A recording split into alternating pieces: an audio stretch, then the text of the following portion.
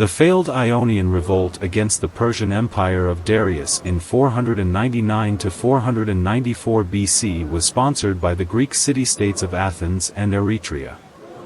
He swore to punish those implicated in the Ionian revolt, especially those who weren't already a part of the empire, because it endangered the integrity of his hegemony. Additionally, Darius saw a chance to extend his hegemony into the strife-torn realm of ancient Greece. A preliminary expedition led by Mardonius in 492 BC to secure the land approaches to Greece resulted in the reconquest of Thrace and drove Macedon to submit completely to Persia as a client kingdom. Following the successful capture of Charistos and Eretria, an amphibious task force led by Datis and Artaphernes was dispatched in 490 BC, utilizing Delos as a staging area before going on to assault Athens. The Persian army was forced to retreat to Asia as a result of the Athenian spectacular victory at the subsequent Battle of Marathon. Darius started building a sizable new army as a result, intending to utterly enslave Greece. He passed away, though, before the invasion could start. His son Xerxes succeeded him as king of Persia, and he immediately began making plans to invade Greece, including constructing 2 pontoon bridges to span the Hellespont. Athens and Sparta were purposefully left out when Xerxes dispatched emissaries to Greece in 481 BC to request earth and water as a sign of their surrender, both of whom were at open war with Persia. Thus, support for these 2 major states started to gather. A confederate coalition of Greek city-states was created after a congress of city-states assembled at Corinth in the late fall of 481 BC, hereafter referred to as the Allies. At first, the Allies' goal was to obstruct land and maritime routes to southern Greece. A small allied force under the command of Spartan king Leonidas blocked the pass of Thermopylae in August 480 BC as an Athenian-dominated navy sailed to the Straits of Artemisium in response to news of Xerxes' arrival. Famously, the Persians utilized a little-known mountain trail to surprise the Greek army at Thermopylae, which they had been holding for 3 days despite being vastly outnumbered. The Spartan and Thespian contingents comprised the Greek army's rearguard, which was encircled and wiped out despite the majority of the army retreating. Up until that time, the parallel Battle of Artemisium, which consisted of a series of naval battles, had been at a standstill, but, when word of Thermopylae reached them, the Greeks also withdrew since maintaining the straits was no longer important. The Boeotian cities Platea and Thespiae, which had not submitted to the Persians, were then burned and sacked by the Persian army after Thermopylae, and Athens, which had been evacuated, was later taken over by them. To defend the Isthmus of Corinth, the Allied army was getting ready. In contrast, the Allies desired a decisive victory over the Persian fleet that would ensure the security of the Peloponnese. Xerxes wanted to complete the conquest of Greece in that campaigning season by destroying the Allies. An important turning point in the war was reached with the Allies' resounding victory in the succeeding naval battle of Salamis. Xerxes returned to Asia with the majority of his troops because of fear that the triumphant Greeks would sail north and demolish the pontoon bridges he had constructed over the Hellespont. He organized a troop under Mardonius' leadership to finish the conquest of Greece before leaving. Mardonius decided to leave Attica after evaluating the situation and retreat to Thessaly in the north for the winter. The Athenians were able to retake their city as a result. There appears to have been considerable strain among the allies throughout the winter. In particular, the Athenians, whose fleet was essential to the defense of the Peloponnese but who were not shielded by the isthmus, felt wronged and asked that an allied force go north the next year. Mardonius stayed in Thessaly because he knew it was useless to assault the isthmus, and the allies refused to deploy a force outside of the Peloponnese. Through the intervention of Alexander I of Macedon, Mardonius made an effort to break the deadlock by attempting to win over the Athenians and their fleet by promising peace, self-government, and territorial expansion. The Athenians ensured that a Spartan delegation would be there to hear the offer as well, and they rejected it, quote, "The degree to which we are put in the shadow by the Medes' strength is hardly something you need to bring to our attention. We are already well aware of it. But even so, such is our love of liberty, that we will never surrender." The Persians again advanced south after this rejection. The second stage of the destruction of Athens began when Athens was once more evacuated and abandoned to the enemy. Mardonius now reiterated his offer of peace to the refugees from Athens who had fled to Salamis. Along with Megara and Platea, Athens dispatched delegates to Sparta to plead for help and threaten that if it was not forthcoming, they would accept the Persian demands. Herodotus claims that the Spartans, who were at the time taking part in the Hyacinthus festival, put off making a choice until they were convinced by a visitor named Kilios of Tegea, who warned them of the risk to all of Greece if the Athenians capitulated. The following day, when the Athenian envoy gave the Spartans an ultimatum, they were shocked to learn that a task force had already left. The Spartan army was moving to meet the Persians. Greek warfare was based on heavily armored hoplites fighting in tight formation at least 8 men deep, called the phalanx. Each hoplite carried a heavy round bronze shield and fought at close quarters using spears and swords. The Greek army was led by Pausanias, the nephew of King Leonidas who fell at Thermopylae, and regent for the young king, Leonidas' son Pleistarchus. Secondary commanders included the 2 Athenian generals Aristides and Xanthippus, the father of Pericles. According to Herodotus, the Greek hoplite forces for the Battle of Plataea were divided as follows: 8,000 Athenians, 5,000 Corinthians, 5,000 Lacedaemonians, 5,000 Spartans, 3,000 Megarians, and 3,000 Sicyonians. There were 1,500 Tegeans, 1,000 Phliasians, 1,000 Troezenians, 800 Anactorians or Leucadians, 800 Epidaurians, 600 Orchmenians, 600 Plateans, 500 Aeginetans, and 500 Ambraciots joining them. A total of 600 Eretrians or Styrians, 400 Chalcidians, 300 Hermionians, 300 Potidæans, 200 Lepreans, 200 Palians, and an unspecified number of Thespians joined these forces, totaling 38,700 hoplites. The Greeks had no cavalry at Platea and only the Athenians had a contingent of archers. Herodotus also numbers the non-hoplite forces which are conveniently exactly the same as the number of hoplites each city provided.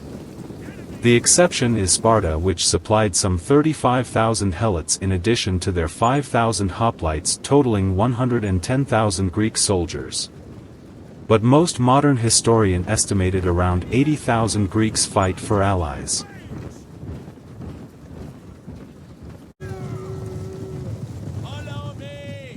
Persian warfare favored long-range assault using archers followed up with a cavalry charge. The Persian infantry carried a lightweight wicker shield and were armed with a long dagger or battle axe, a short spear, and composite bow. The Persian forces also included the Immortals, an elite force who were probably better protected with armor and armed with spears, a contingent of well-armed Egyptian marines and several thousand hoplites from allied Greek states, notably the Thebans. The Persian cavalry were armed, as the foot soldiers, with a bow and an additional 2 javelins for throwing and thrusting. Cavalry, usually operating on the flanks of the main battle, were used to mop up opposing infantry put in disarray after they had been subjected to repeated salvos from the archers. Although the Persians had enjoyed the upper hand in previous contests with Greeks during the recent Ionian revolt, Thermopylae had shown that organized Greek hoplites could be a tough military nut to crack. Although the historian Herodotus did not provide specifics on the Persian army for the Battle of Plataea, the numbers are estimated to have come to 110,000. Persian forces were divided into units of various nationalities with their estimated numbers showing 40,000 Persians, 20,000 Medes, 20,000 Bactrians, Indians, and Sakai. There were also 50,000 pro-Persian Greeks, mostly Thebans, accounting for a total of 110,000 troops with a combined cavalry force 5,000 strong. According to modern estimates based on the order of battle described by Herodotus, the detailed composition of the Achaemenid army consisted in about 40,000 Persian troops on the left of the battle line, facing the Spartans, about 20,000 Bactrians, Indians and Sacae in the center, facing various Greek states, and about 20,000 Greek allies of the Persians, Macedonians, Thessalians, Boeotians, Thebans, positioned on the right wing facing the Athenians. The cavalry, which also consisted of Persians, Bactrians, Indians and Sacae, would total about 5,000.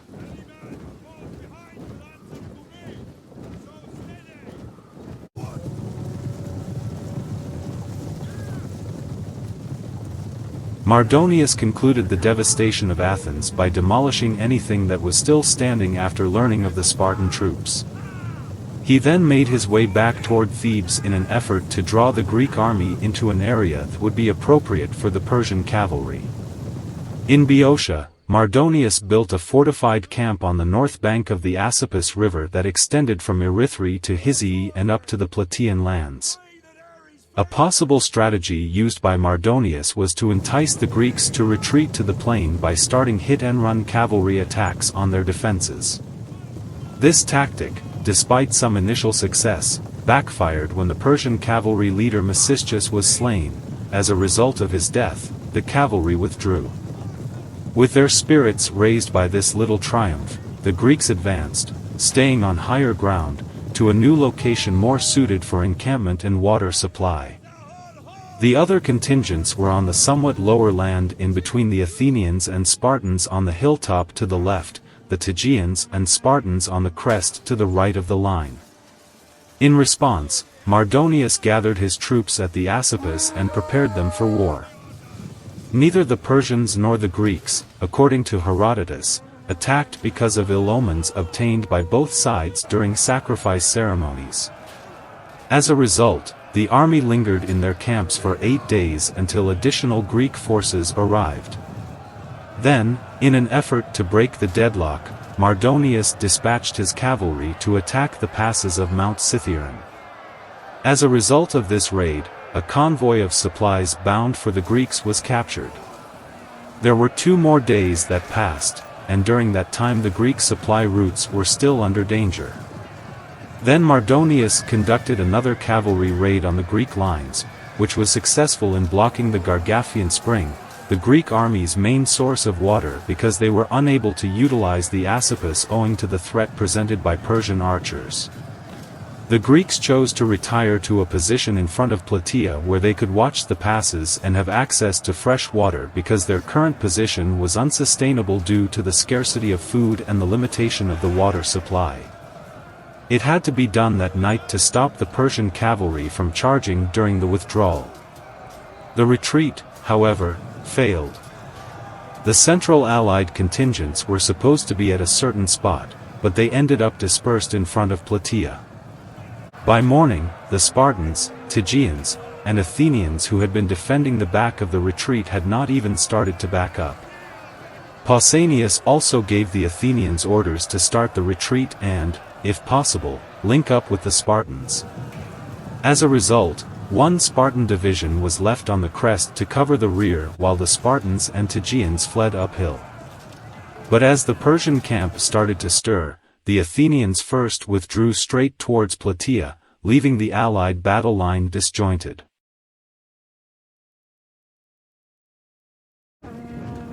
The disruption of the Allied supply line caused by Mardonius' attacks led the Allies to reconsider their tactics. But now they looked to retreat and secure their lines of communication rather than move to attack. Despite the Greeks' defensive action, it was the pandemonium that followed their withdrawal that broke the deadlock. Mardonius saw this as a complete withdrawal, thereby concluding that the conflict was already won, and he set out to find the Greeks. The tactical issues were no longer relevant because he didn't anticipate any fighting from the Greeks, so he attempted to capitalize on the new strategic scenario he felt he had created. In contrast, the Greeks were at a tactical advantage despite being outnumbered because they unintentionally persuaded Mardonius to assault them from a superior vantage point.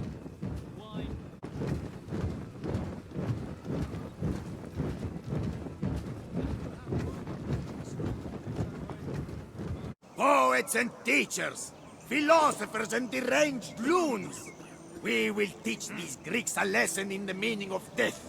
We will break their spears, their spirits, and their hearts today. To arms! The biggest war of the classical era was fought the next day on the low hills and plains of the region between the Asopos River and Scythian Mountain. An estimated 150,000 troops took part in the fight, which was fought on a vastly expanded battlefield, approximately 10 by 5 kilometers. Mardonius made the decision to immediately send the elite Persian soldiers on the pursuit after learning that the Greeks had left their posts and seemed to be retreating. As he did so, the remainder of the Persian army started to advance without his permission. However, Pausanias was far from getting his way in the early phases of their encounter. He issued an urgent plea to the Athenians as soon as the first Persian cavalry squadrons swarmed down on his spear line, followed by the phrase, "Hard pressed by enemy. Close up on our rank. If this impossible, send archers."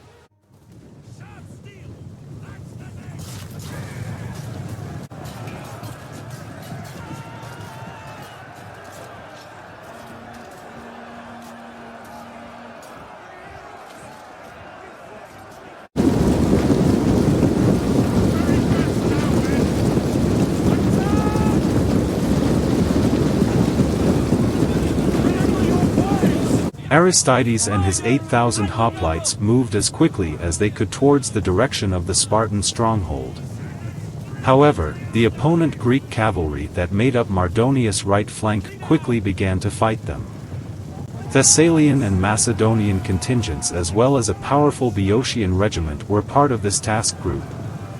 Aristides was forced to come to a stop and organize his own soldiers in battle formation. The Boeotian and enemy soldiers arrived quickly after he did, and he quickly found himself seriously engaged. The troops of Tegea, together with Pausanias and his Lacedaemonians, were left alone to take on the entire force of the Persian left wing.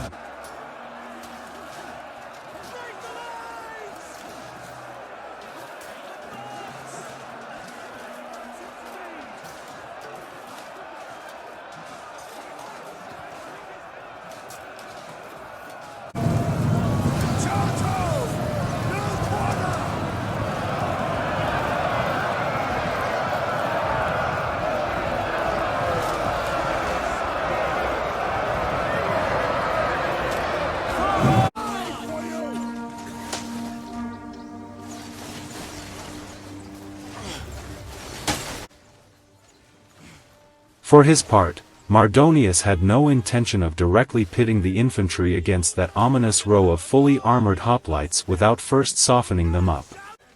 It was spear versus scimitar, metal breastplate versus quilted cuirass, and bronze helmet versus leather cap, much like at Marathon. With a rattling of arrows and javelins, the horse bowmen galloped forward again, troop after troop. Following them, the foot warriors lined up and maintained a lethal salvo from behind their towering wicker shields. Pausanias severely put everybody to the test in terms of self-control. However, the signs are still not good. It's also likely that Pausanias purposefully drew back until Mardonius's rear guard, pushing on from behind, rendered his front line immobile in the event of a rout.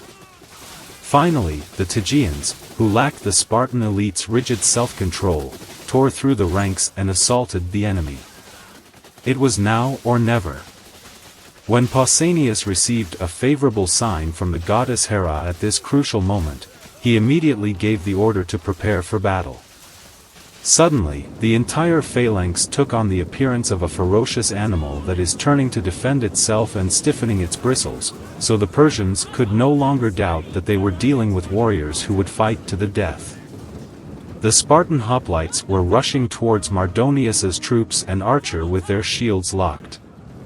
Mardonius was prominently seated on a white charger and was accompanied by his 1,000 carefully chosen elite guardsmen.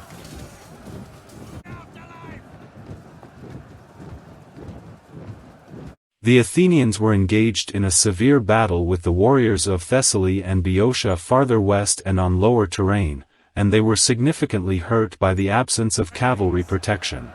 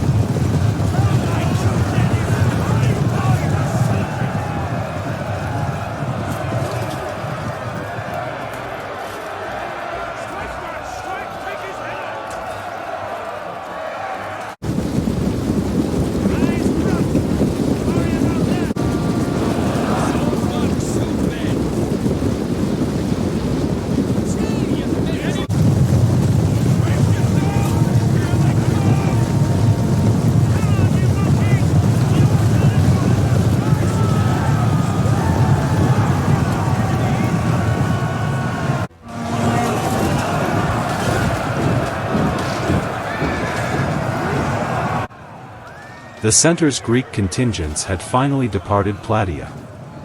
However, the effects of their intervention were significant. The Megarians and Phlyaesians, along with the other minor contingents, totaling around 7,000 men, now hurried across the wide plain to provide assistance to the stressed-out Athenians' division. They were being brave but foolish by doing this. Asapadoros, the Theban commander, spotted this eager but unorganized crowd of citizen volunteers approaching him and swooped down on them with all of his might. 600 were left for death on the plain, while the others were pushed irrationally into the hills. Herodotus calls it an ignoble end. The fact was that the Athenians had received much-needed breathing room, and by the time Asapadoros and his cavalry finished pig-sticking fugitives down the road to Platea, the conflict had swung against them. At approximately same time a second bigger column commanded by the Corinthians, swiftly marched eastward, with clear purpose of linking up with Pausanias's flank. This Greek movement must have done a lot to prevent Artabatzos from committing his own soldiers at this vital time.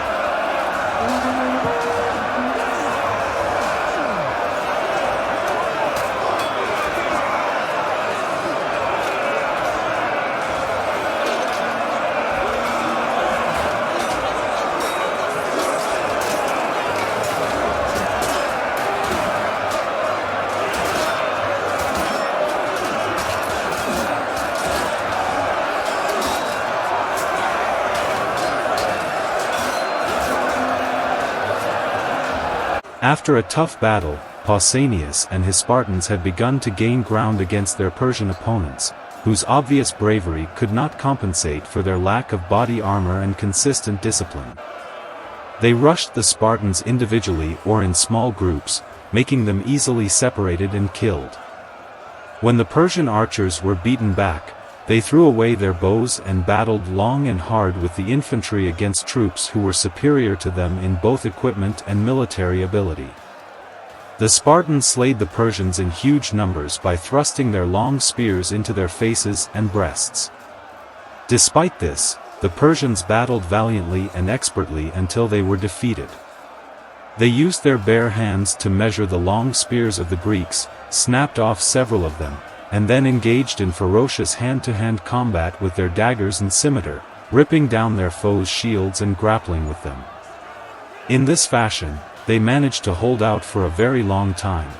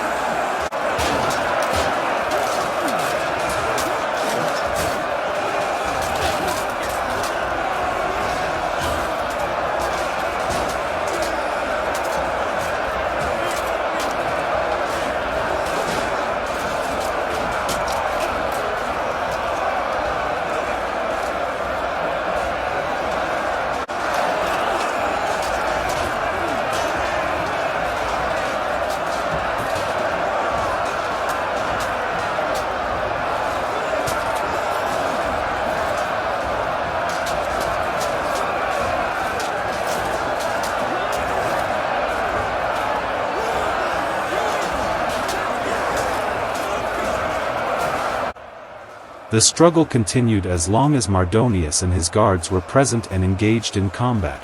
However, suddenly, as an oracle had predicted, all effective resistance to Pausanias was put an end when Mardonius was killed after having his skull crushed by a stone thrown by the Spartan named Achaemenid.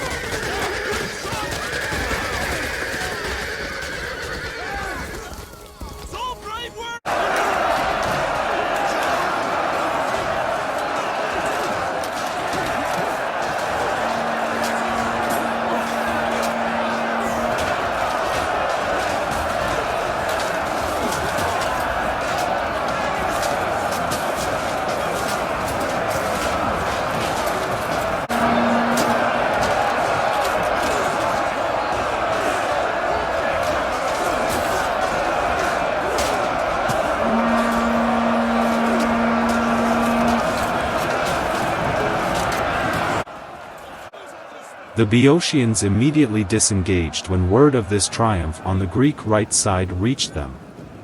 The Theban cavalry had already returned and was engaging in a valiant rearguard engagement. Macedonia and Thessaly also left the battlefield. Athenians, Platea, and Thespia pursued the Boeotians tenaciously. After some fierce combat, the Boeotians took refuge in Thebes. Suddenly, a Spartan runner appeared, seeking for assistance once more. Shattered Persian forces sought shelter inside their camp and put up a valiant last-ditch defense, repelling all Spartan efforts to remove them.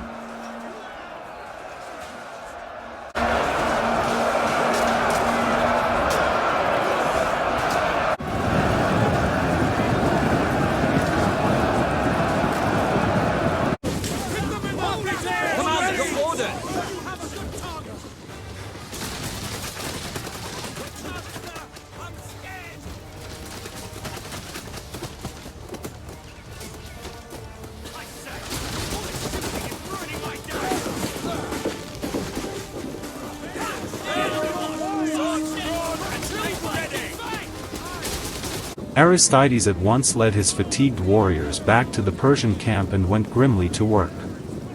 It was far from an easy undertaking. The Persians were trapped and desperate. Drift of arrows and sling stone whirled down from all vantage points. However, the Athenians eventually achieved their goal. A gap was blasted in wooden fence, and thousands of triumphant Greek troops, the men of Tegea in the front, went crashing through. Pausanias had issued an order that no captives be taken. The Greeks murdered the Persians who were crammed tightly together in camp. Of perhaps 10,000 who took refuge there, less than 3,000 were alive when Pausanias called of his blood-crazed men and began restoring some semblance of order.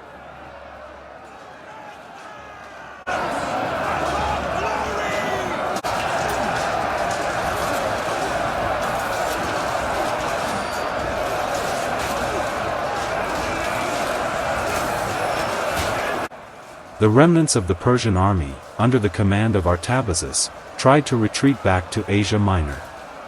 Traveling through the lands of Thessaly, Macedonia and Thrace by the shortest road, Artabazus eventually made it back to Byzantium, though losing many men to Thracian attacks, weariness, and hunger. What Salamis had begun, Platea brought to a triumphant conclusion. Both by sea and land Xerxes' defeat was absolute.